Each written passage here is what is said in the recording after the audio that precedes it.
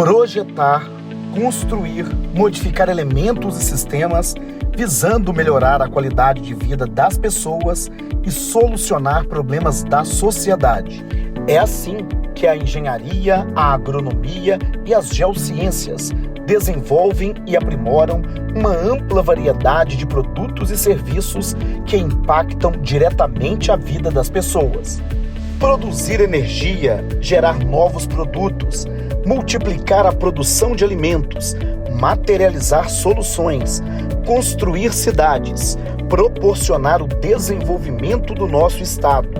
A engenharia, a agronomia e as geociências são os caminhos para proporcionar mais qualidade de vida para todos. Com foco no desenvolvimento do nosso estado, há 89 anos, o CREA Minas regulamenta e fiscaliza o exercício profissional.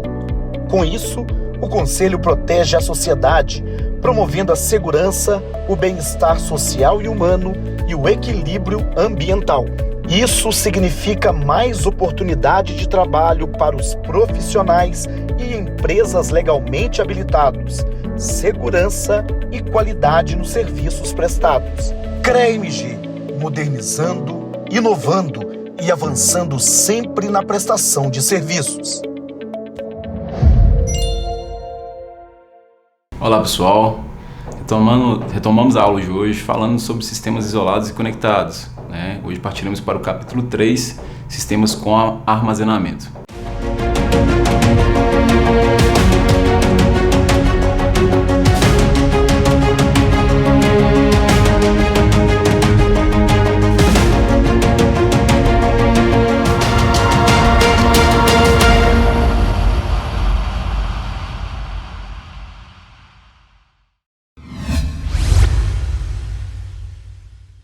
Sistemas com armazenamento, diferente dos sistemas sem armazenamento, vão apresentar a possibilidade de usar a energia mesmo na ausência do sol, Então, nos sistemas sem armazenamento, a gente só tem a possibilidade de usar a energia elétrica na presença do sol, da luz solar, Nesse caso, a gente pode armazenar essa energia, na forma química, para depois converter ela em eletricidade, para usar em períodos à noite, em períodos onde não há luminosidade. Os principais tipos de bateria, os mais usados, são as baterias de chumbo ácido e as baterias de lítio, que são as baterias de LiFePO4. A gente vai começar a falar sobre as baterias mais tradicionais, baterias mais antigas, que são as baterias de chumbo ácido, A gente vai usar como exemplo a bateria Moura, que é um dos principais fabricantes no mercado.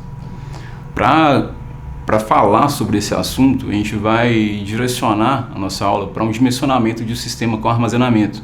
Então a gente vai entender quais os quesitos, quais os elementos que devem ser observados no dimensionamento desse tipo de sistema. Então uma das primeiras coisas que a gente vai olhar é o consumo. Então a gente tem que saber quais equipamentos vão ser ligados durante o uso daquela carga que foi dada na bateria, por quanto tempo eles vão ficar ligados, e quantos equipamentos são, certo? Então a gente tem que saber o equipamento, a potência dele, quantos são e por quantas horas vai ficar ligado, certo? Além disso, a gente pode separar essas cargas entre cargas de corrente contínua e cargas de corrente alternada. Então o nosso sistema ele pode ser dividido dessa forma e você pode ter uma saída no seu sistema de corrente contínua e outra saída após o inversor de corrente alternada. Além disso, é importante a gente saber quais as tensões das cargas. Então esse inversor tem que ser compatível, ou o controlador de carga tem que ser compatível com as tensões de cada carga que vai ser interconectada nele. Então, continuando o processo de dimensionamento, é importante a gente olhar a potência de cada elemento, de cada equipamento, e somar separadamente as cargas CC e as cargas CA. Além disso, é importante observar as perdas do inversor. O inversor ou o controlador pode ter perdas e essas perdas têm que ser consideradas. Ou seja, você tem que considerar um superdimensionamento para que mesmo após essas perdas que podem ocorrer na conversão, o seu sistema continue funcionando perfeitamente. sem prejudicar o desempenho dos equipamentos que você está ligando na saída do seu sistema. E feito isso, né, basta somar todas as cargas e descobrir o consumo total, né, em quantidade de watts por dia, né, somando tanto as cargas CC como as cargas CA. Feito isso, é importante observar também algumas características intrínsecas dessa bateria, né, como o fator de envelhecimento da bateria, né, o tempo qual ela vai gastar para envelhecer e perder um pouco dessa eficiência inicial dela, a profundidade de descarga, que inclusive é um dos pontos-chave da bateria de chumbo ácido, né? Ela tem uma profundidade de descarga relativamente baixa, e isso vai influenciar na quantidade de baterias que a gente vai precisar para alimentar os nossos equipamentos, e também vai influenciar na quantidade de ciclos que eu posso dar na minha bateria, ou seja, na quantidade de carga e descarga que eu posso fazer nesse equipamento sem uma perda da vida útil muito precoce, né? Esse sistema tem que ser dimensionado também de forma a proporcionar a essa bateria uma tensão suficiente para que a carga dela seja completa, né? Por que isso é tão importante? Caso você não consiga fazer esse processo de carga por completo, né? Esse processo da reversão do consumo de energia, né? Então, quando a bateria ela está fornecendo energia, ela está consumindo aquela energia térmica, né, convertendo essa energia química, melhor dizendo, em energia elétrica, né? E na hora de que faz a recarga é o mesmo processo, né, porém no sentido contrário da conversão. Então, na hora da descarga da bateria é um processo de oxirredução, né? E na hora que a gente faz a recarga, aplica uma corrente no sentido reverso, né, da descarga, no intuito de fazer que a reação ocorra no sentido contrário, né? Caso essa conversão não seja feita, né, por completo, vai acumulando uma espécie de resíduos, né, nas placas ali, né, nos elementos da bateria, e vai chegar um ponto que essas placas, né, os resíduos podem encontrar ali e você vai acabar perdendo a sua bateria ou então reduzindo muito a vida útil dela, né? Então é importante que você tenha ali uma tensão de equalização de pelo menos 2,6 vezes a quantidade de elementos da bateria, né? Nessas baterias, tipicamente, a gente vai ter 6 elementos, então seria 2,6 vezes 6, a gente teria essa tensão necessária, né, para fazer essa equalização das baterias, né? Então é importante que de tempos em tempos essa tensão de equalização seja atingida. Para essa linha de baterias de chumbo ácido, a Moura tem duas, né, famílias, uma MS e a outra MFV. Na linha MS você pode ter até 20 baterias em série, né, e sendo 6 conjuntos de 20 em paralelo, né? Caso você precise de uma quantidade maior de baterias, é recomendável usar produtos da família MFV. Então a gente vai começar, né, a entender agora a capacidade de fornecimento de energia dessa bateria, né? Então a gente tem algumas curvas, né, algumas curvas de capacidade, e essas curvas elas determinam, né, o tempo de descarga para essa bateria. Então a gente vai ter a C10, por exemplo, né, a C20 e a C120, né? O que significa isso? Na C10 quer dizer que você vai consumir a energia dessa bateria, né, até ela chegar numa tensão de 1,75 volts por elemento, e esse tempo gasto para ocorrer essa descarga, né, da carga máxima até você ter 1,75 volts por elemento, ele vai ser de 10 horas, certo? Na curva C20, esse tempo gasto para descarga seria de 20 horas, né, da bateria 100% carregada até chegar em 1,75 volts por elemento, né? Sabendo que essa bateria tem 6 elementos, seria que aquela bateria, né, chegasse em 10,5 volts, né, fazendo essa multiplicação de 1,75 vezes 6, certo? E a curva C120, né, seria fazer essa descarga durante 120 horas, né, gastar 120 horas para fazer esse trajeto, né, da carga máxima até esse ponto de descarga, ok? Percebe-se que à medida que você aumenta, né, essa velocidade de descarga, a capacidade de fornecimento de energia total da bateria ela vai caindo, né? Então, quanto mais rápido você descarrega, menor vai ser a quantidade de energia que a gente consegue extrair da bateria. Então o ideal é que você tenha uma descarga o mais lenta possível e dessa forma você vai conseguir extrair mais energia dessa bateria, ok? Mas a gente vai ver isso também, né, ao longo das próximas tabelas. Essa curva já é uma curva que vai mostrar a profundidade de descarga em função do número de ciclos. Então, através dessa curva, a gente consegue perceber que quanto maior a profundidade de descarga, menor vai ser o número de ciclos que essa bateria vai nos permitir. Ou seja, menor vai ser a vida útil dessa bateria, né? Se você respeita a faixa recomendada pelo fabricante, que seria ali entre 17,5 e 22,5, né, o 20% ali no centro dessa faixa recomendada, você pode ter até 1000 ciclos. Ou seja, se você tem um ciclo por dia, daria na faixa de 3 anos, né, de uso dessa bateria, certo? E à medida que você vai reduzindo, né, essa vida útil, ela vai, né, à medida que você vai, aumentando essa profundidade de descarga, você vai reduzindo essa vida útil da bateria, certo? Então, o que acontece na prática? A gente percebe que a bateria de chumbo ácido, apesar que você compra lá uma capacidade de 100%, né, você consegue só usar 20% daquela capacidade. Caso você, né, ouse usar uma profundidade de descarga maior, o pênalti vai ser em relação à vida útil dessa bateria, né? Você vai diminuir drasticamente o tempo de vida útil dela aí em função do número de ciclos que será reduzido. Essa segunda tabela aí, a gente consegue perceber, né, os vários tipos de teste, os vários tipos de ensaio que foram feitos com essa bateria. Então, nesse caso, é um ensaio com corrente constante. Então, a gente pegando aí 2 exemplos, né, o C20 e o C1, no C20 a gente percebe que com 20 horas, né, na última linha ali e 11 amperes, a gente fazendo essa multiplicação, né, 20 vezes 11 teria uma capacidade de 20 vezes 11, que vai dar 220 ampere-hora. Já pegando a C1, seria uma capacidade, pegando a última linha, de 131 amperes, né, vezes 1 hora, que daria 131. Ou seja, se você descarregar essa bateria em 1 hora apenas, você vai ter uma capacidade de 131 ampere-hora. Ao passo que, se você quer descarregar ela durante, né, gastando esse período de 20 horas, a capacidade da bateria passa a ser de 220 ampere-hora, né?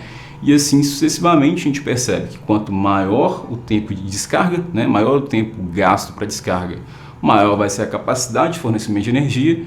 Quanto menor o tempo de descarga, ou seja, quanto maior a corrente, né, quanto mais rápido você descarregar, menor vai ser a capacidade de fornecimento de energia para a carga que a gente está querendo alimentar. Então a gente, nessa outra tabela, consegue fazer uma análise agora, porém com a potência constante, né? Então, no primeiro caso, a corrente era constante, ou seja, se variava a resistência da carga, né, para manter a mesma corrente, certo? Nesse caso, a potência vai ser constante, ou seja, o produto da tensão pela corrente, ele vai ser constante, né? A gente sabe que à medida que a bateria vai descarregando, ela vai perdendo tensão, né? Ou seja, a tensão dela vai caindo gradativamente. Quando a bateria está completamente descarregada, né, a tensão ela já diminuiu bastante. Isso vai influenciar em quê? Se você tem uma carga constante, né, uma resistência constante, naturalmente a potência desse equipamento vai cair. Então, da mesma forma, né, a gente teria que variar essa carga para a gente conseguir manter uma potência constante. E a gente percebe, né, da mesma forma que a gente percebeu lá no teste com a corrente constante, uma grande perda de energia nesse caso, né? Se a gente multiplicar ali 20 horas vezes 151, pegando a última linha da tabela, a gente vai ter aí mais de 3.000, né? Se a gente pegar, ao passo que se a gente usar, né, a curva C1, a gente teria apenas 1.200, ou seja, uma queda aí de 3 para 1, né? Se a gente comparar uma curva em uma descarga de 20 horas comparado com uma descarga efetuada durante apenas 1 hora. Então, pessoal, a partir desses dados, né, dessas informações, agora a gente vai fazer uma aplicação de método de cálculo, né, pegando uma situação aí já com uma fórmula que é fornecida pelo próprio fabricante Moura, né? Então o fabricante Moura estabelece que a capacidade C20 da bateria ela pode ser influenciada por diversos fatores, né? Na verdade a gente vai usar esses fatores para dimensionar e como base a gente vai usar essa capacidade que é a C20, ok? Então o primeiro quesito, né, que a gente vai avaliar aí vai ser o consumo, né? A quantidade de equipamentos, a potência do equipamento, por quantas horas esse equipamento vai ficar ligado, beleza? O segundo ponto vai ser o fator de envelhecimento da bateria, né? Esse fator também vai ser dado pelo próprio fabricante, né? Como que essa bateria vai se comportar ao longo dos anos. Outro fator importante é o fator de correção em relação à temperatura, né? Então, quanto mais baixa essa temperatura, maior vai ser esse fator de correção, ok? Outro elemento que vai influenciar bastante nesse dimensionamento vai ser a capacidade de dias que esse sistema vai ser capaz de funcionar mesmo sem ter energia suficiente sendo produzida pelos painéis fotovoltaicos, né? Pelo sistema fotovoltaico em si. Então, se eu colocar aqui 4 dias, por exemplo, quer dizer o quê? Que mesmo sem sol, esse equipamento, né, esse conjunto de baterias vai conseguir me fornecer energia para esses equipamentos, né, que eu quero alimentar durante esses 4 dias, ok? Então esse fator vai influenciar muito, né, vai influenciar diretamente na quantidade de baterias que a gente vai precisar, né, porque ele multiplica ali no numerador da fração, ok? O outro fator que pode influenciar, né, vai ser a máxima profundidade de descarga, né? Então esse vai ser um grande pênalti das baterias de chumbo ácido. A gente vai perceber aí, né, como a gente já viu no gráfico, que a profundidade de descarga é relativamente baixa, né? Ela é de 17,5% a 22,5%, recomendada pelo fabricante, né? Pegando o centro dessa meta aí, a gente teria 20% de profundidade de descarga, certo? Então, um valor relativamente baixo. Então, essa profundidade de descarga vai afetar diretamente na quantidade, né, de baterias que a gente vai precisar. Por quê? Se eu aumentar a quantidade de baterias, necessariamente eu vou conseguir manter a profundidade de descarga um pouco menor, né? Então isso vai influenciar na quantidade de baterias que eu vou ter. Porém, se eu não fizer esse ajuste, né, aumentando a quantidade de baterias, compensando essa profundidade de descarga muito baixa, eu vou ter um envelhecimento dessas baterias muito rápido, né? Eu vou ter uma quantidade de ciclos reduzida, né? Uma quantidade de ciclos de vida útil dela muito reduzida. Então o ideal é que a gente respeite, né, essa profundidade de descarga de no máximo 20%. A eficiência coulombica da bateria quando em carga, né? Então esse é outro dado que vai ser outra informação, né, que vai ser dada pelo fabricante. E a tensão nominal das baterias, né? Tipicamente as baterias de chumbo ácido elas têm uma tensão de 12 volts. Porém a gente pode associar elas, né, em série para aumentar a tensão. Em paralelo a gente aumenta a capacidade de fornecimento de corrente. Então se eu tenho 2 baterias de 12 volts, ligo as duas em série, né? Como a gente já viu lá nos primeiros módulos, a gente vai ter uma tensão de 24 volts. Se eu ligar 3 vezes 12 volts, 36 volts. Se eu ligar 4 baterias em série, 4 vezes 12, 48 volts, e assim consecutivamente, ok? Então, né, a própria Moura recomenda usar o fator de envelhecimento como 1,25. O fator de correção da capacidade de temperatura para temperaturas acima de 25 graus comum é igual a 15 graus para 1,12 e de 10 graus 1,19. E a profundidade de descarga, né, como a gente já havia comentado, o valor ideal seria os 20%. Porém, imagina que você vai fazer uma instalação, né, de uma planta, por exemplo, que só vai ficar funcionando durante 6 meses, você pode até reduzir essa quantidade de ciclos, né, tendo em vista que aquele investimento tem que se pagar durante um curto período, né? Então você pode fazer um estudo propondo uma profundidade de descarga maior, né? Mas se for um sistema que deve funcionar a longo prazo, o ideal é respeitar essa profundidade de descarga de 20% a fim de prolongar a vida útil dessa bateria e você ter um desempenho melhor dela ao longo desse tempo de uso. E a eficiência coulombica deve ser entre 80% e 90%. Então vamos pegar um exemplo aí de aplicação para a gente entender melhor como vai funcionar esse nosso sistema, né? Então a gente está propondo que um cliente tem esses equipamentos aí, né, que seriam 5 lâmpadas de LED, onde cada lâmpada vai funcionar durante 3 horas, uma geladeira de 300 watts, né, que vai funcionar durante 8 horas, né, o motor dela vai ficar ligado durante 8 horas, a gente sabe que a geladeira tipicamente liga e desliga, mas vai ter o total de motor funcionando durante 8 horas, e uma televisão de 70 watts que deve funcionar 3 horas, né, por dia. Então todos esses tempos aí são por dia, certo? E esse cliente quer que esse sistema, mesmo que eu não tenha durante 3 dias irradiação suficiente para produzir, que o meu sistema continue carregado, continue funcionando, né? Então ele quer essa margem de erro aí de 3 dias, mesmo sem radiação suficiente para carregar a bateria, que esse sistema continue funcionando, né? Logicamente, essa quantidade de dias vai depender do tipo de situação, né? Do local da instalação e da necessidade, né? O quão importante é esse equipamento que está sendo ligado também, né? Se é um equipamento médico, por exemplo, pode ser que você tenha que ter uma margem de segurança maior, né? Se é um equipamento que vai alimentar um servidor, por exemplo, é importante que você tenha uma margem de segurança maior também, né? Mas se é um equipamento que vai funcionar só para entretenimento, por exemplo, né? Essa quantidade de dias pode ser reduzida também, né? Em função disso, que você não necessariamente precisa que aquele equipamento funcione sempre. Porém, muito cuidado nesse subdimensionamento, porque se você subdimensionar esse sistema e continuar usando ele, vai ocorrer que a profundidade de descarga da bateria vai ser maior e, consequentemente, né, o número de ciclos dela vai ser reduzido, ok? Então, fazendo a primeira conta aí, seria o cálculo da quantidade de watt-horas por dia. Então, basta multiplicar, né, a quantidade de watts de cada equipamento pela quantidade de equipamentos pelo tempo que ele fica ligado, certo? Então, a gente fez isso para todos os equipamentos, né? As lâmpadas aí totalizaram 150 watt-horas por dia, a geladeira totalizou 2.400 watt-horas por dia e a televisão 210 watt-horas por dia. Então, somando esses 3 valores, aí, a gente tem 2.760 watt-horas por dia. Então, agora a gente já tem todos os dados, né, que a gente precisa para fazer essa conta.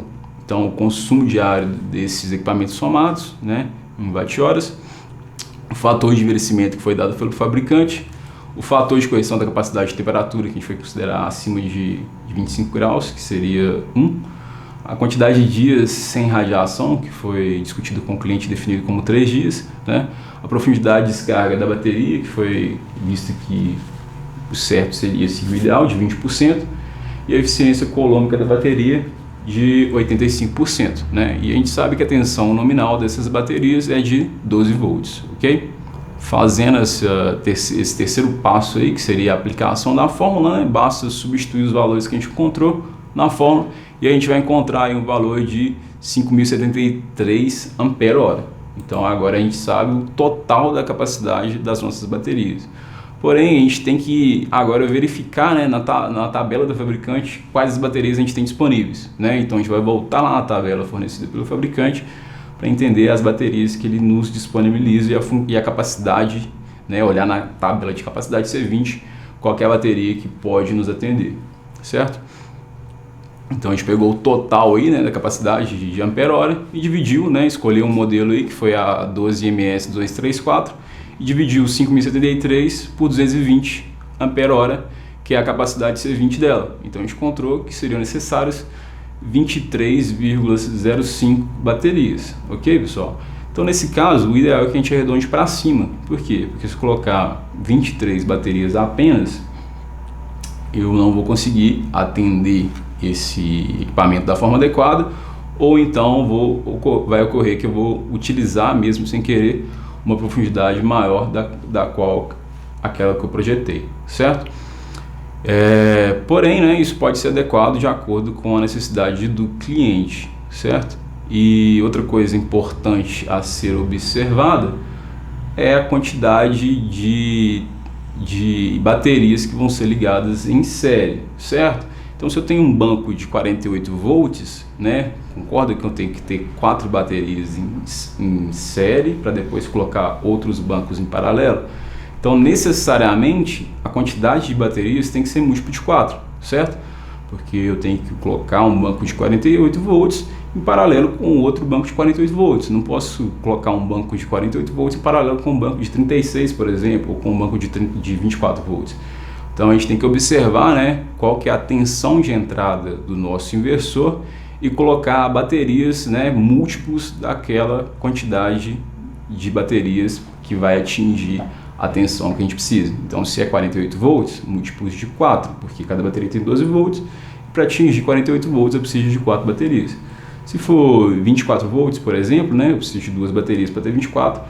E aí, consequentemente, eu tenho que ter um número de baterias que seja múltiplo de 2, né, para eu fazer bancos, né, em paralelo de 2 em 2 baterias. Ok? Ok, pessoal, então assim a gente termina, né, esse dimensionamento da bateria de chumbo ácido. A gente percebe que a quantidade de baterias que a gente precisa para alimentar um sistema relativamente pequeno é um número de baterias muito considerável, né, relativamente alto. Isso vai implicar em que? Num custo de investimento muito alto, e além disso a manutenção vai ser constante, né? Então, no sistema fotovoltaico, a gente tem equipamentos aí que tem uma garantia extensa de 10 anos, de 12 anos, de 25 anos de produção, etc. Porém, a bateria a gente percebe, né, pelo menos no caso da bateria de chumbo ácido, que ela tem uma vida curta, é uma vida útil muito curta, né? Então isso vai implicar em quê? Isso vai impactar no custo de manutenção do nosso sistema. Então vai ser um custo, um investimento inicial muito alto e também um custo de manutenção relativamente alto, certo? Então esse seria a grande desvantagem do sistema alimentado com baterias, esse investimento inicial e o custo de manutenção e essa manutenção periódica, certo? Diferente, né, de um sistema conectado, onde a gente não vai ter bateria, ou de um sistema isolado, porém sem baterias, ok? Porém, além da bateria de chumbo, né, de chumbo ácido, a gente também tem a bateria de lítio, né? Então a gente tem essa bateria de chumbo ácido com carbono, mas também tem as baterias de lítio. A bateria de lítio, gente, ela tem uma vantagem muito grande em comparação com a bateria de chumbo, porque a profundidade de descarga dessas baterias, elas são normalmente superiores a 80%, ou seja, em função disso, você precisa de menos capacidade total, né, para atender o mesmo equipamento, né? Porém, o investimento dessas baterias, né, o investimento inicial dessas baterias ainda é muito alto. Então, muitas vezes o cliente repensa, né, devido a esse investimento inicial muito alto. Apesar que essas baterias elas podem se pagar ao longo dos anos, certo? Porém, esse investimento inicial muitas vezes amedronta. Então isso, né, essa capacidade de desempenho da bateria de lítio, ele facilita muito também o dimensionamento.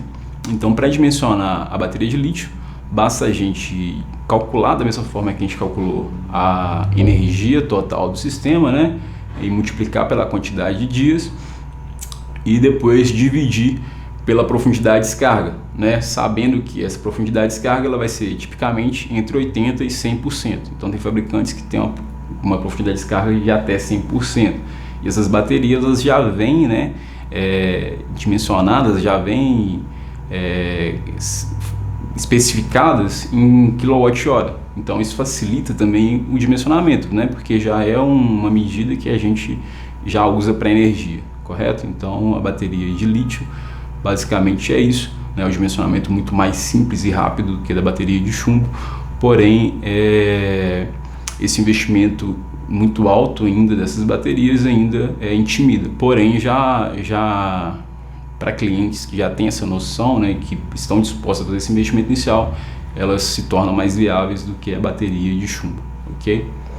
Então dessa forma a gente encerra esse assunto, né, de sistemas isolados com armazenamento. E no próximo capítulo, né, a gente vai falar sobre sistemas conectados, né, que são sistemas on-grid. Um abraço e até a próxima aula.